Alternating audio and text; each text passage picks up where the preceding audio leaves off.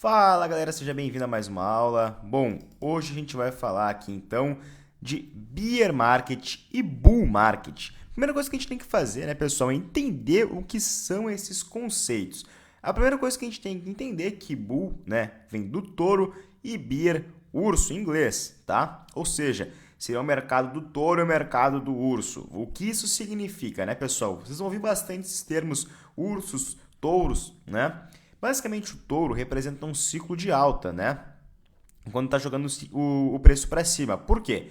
Porque é um movimento, né, que o touro ataca. Então, ele ataca dando a chifrada de cima para baixo. Então, isso representa no gráfico, né, pessoal, um movimento de alta, né? Quando o preço do ativo vai para cima.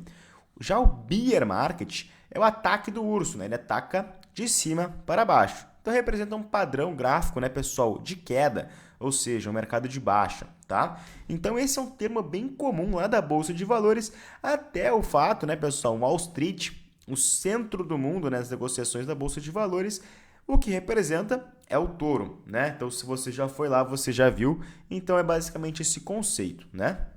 Bom, a gente tem que entender, então, primeiramente, o que é o bull market, tá, pessoal?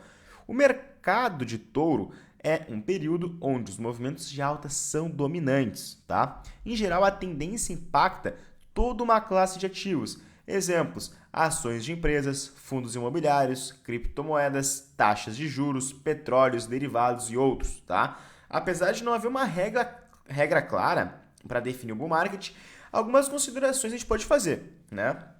Como assim?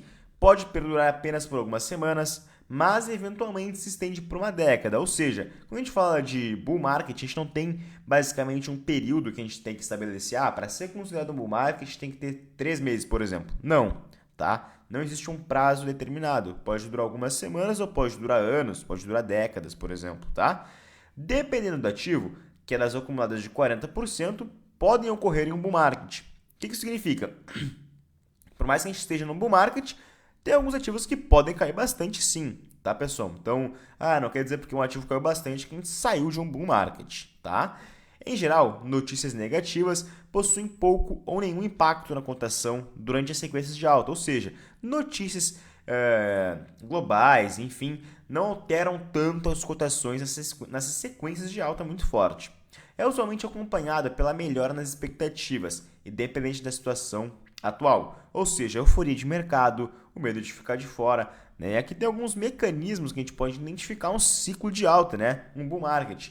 Acumulação é o primeiro, também conhecido como período de lateralização, né? Ainda uma definição clara do movimento de alta ou queda, ou seja, o mercado está se lateralizando, tu já começa aí, tem alguma coisa aí.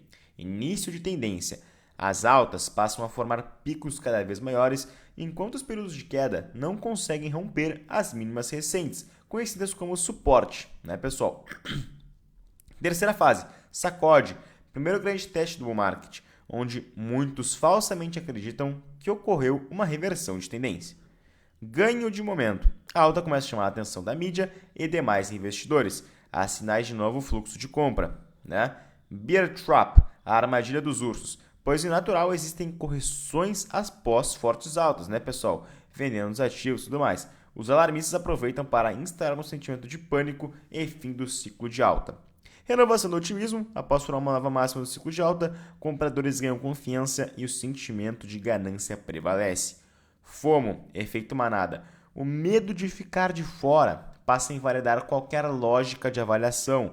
Né? Então, sempre quando dá aquela loucura, que nem a gente teve agora há pouco, né, pessoal, na all-time highs, que a gente fala que é a máxima histórica do Bitcoin, todo mundo queria comprar desesperadamente. A mídia falando, era a oportunidade do século e tudo mais. Então, a galera ficou com aquele famoso medo de ficar de fora. Né? Então, acaba comprando em altas bem exageradas, digamos assim. E euforia. O movimento de alta reforçado por matérias nos jornais e revistas mostrando como as pessoas mudaram de vida após investir no ativo. Então, né, a euforia de mercado trazendo a galera para o mercado. Bom, já o bear market, que é o mercado do urso, é um período de baixa, onde as tentativas de alta são rapidamente revertidas, mantendo-se numa tendência de queda. Podem existir exceções, alguns ativos subindo por conta de notícias ou expectativas individuais, porém, no geral, percebe-se sentimento de medo prevalecendo entre os investidores. Sua duração varia entre poucos meses e uma década. Durante essa correção, pode ocorrer ganhos acumulados de 30% ou 40%, mas podem ser insuficientes para ocorrer o break market, né? O que isso significa, pessoal? Por mais que tenha algumas altas nesse ciclo de baixa, não significa que houve uma reversão de tendência, tá? Em geral, notícias positivas e mesmo sólidos dados econômicos apresentam pouco ou nenhum impacto na cotação. E por conta do sentimento de medo, qualquer incerteza, mesmo sem fundamento, tende a acelerar o momento de queda. Então é bem importante que vocês entendam isso aqui. Por quê, pessoal? Eu já vou falar para vocês, mas é para vocês acumularem nesse período do bear market, e aqui no bull market a gente está botando dinheiro no bolso, tá? Mas vamos lá. Como que você entende um mecanismo, né, de um ciclo aqui de baixa? Eu botei aqui alta, mas é baixa. Beleza. Decepção. O movimento de queda surpreende a todos, especialmente os mais otimistas. Não há sinal de melhora. Bull Trap, a primeira grande reversão, onde os compradores acreditam ter encontrado o fundo, portanto, uma armadilha para os touros otimistas.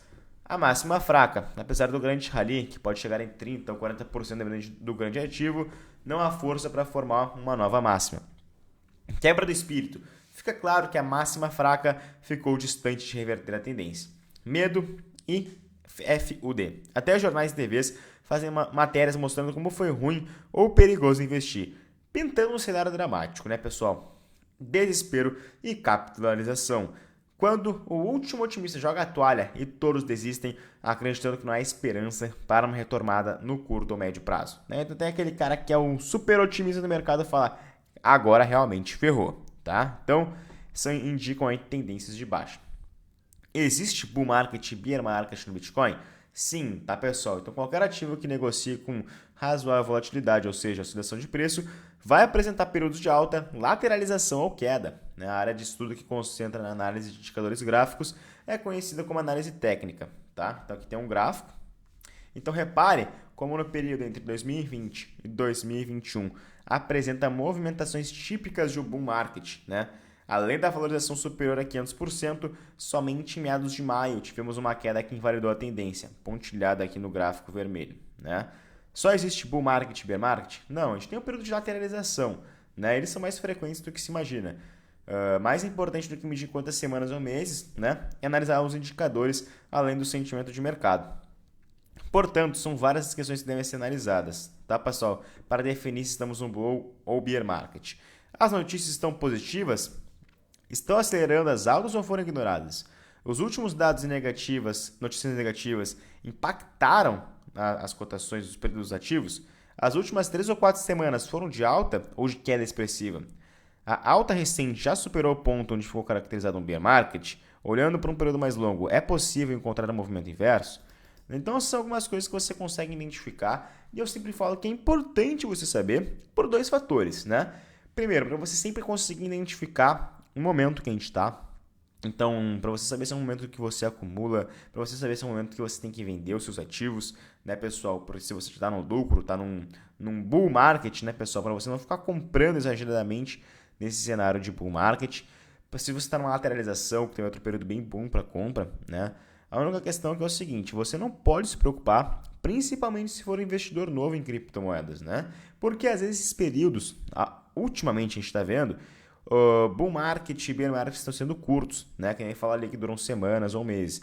Mas, pessoal, esses períodos podem durar por grandes tempos, né? Então é por isso que você precisa entender basicamente, e como se comportar em cada um deles, né? E não ter medo, basicamente, de ficar um tempo a mais em um mercado, né? A galera se assusta bastante porque esse mercado é extremamente volátil, então você tem que dominar esse conhecimento para não agir na emoção e sim na razão, você saber identificar o período que você está e saber que sempre após um período de baixa vai vir a alta, isso é inevitável em qualquer classe de ativos, tá? Então, com criptomoedas também é assim.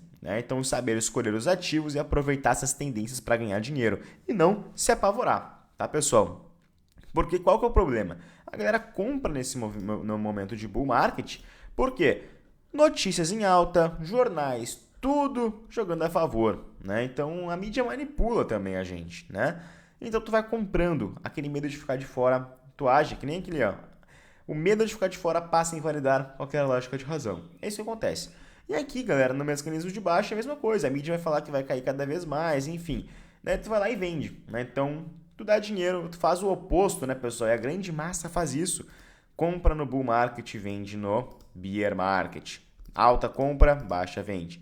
Né? A gente tem que mudar a chave e fazer ao contrário, agir com a razão e não com a emoção. Então, por isso que é importante você conhecer, até para você ver notícias, estudar outros conteúdos também, e já entender esses termos e também para você aprender como você faz como você lida com a volatilidade do mercado, né, pessoal? Então, o vídeo de hoje foi esse, espero que você tenha gostado. Um grande abraço e é só o começo.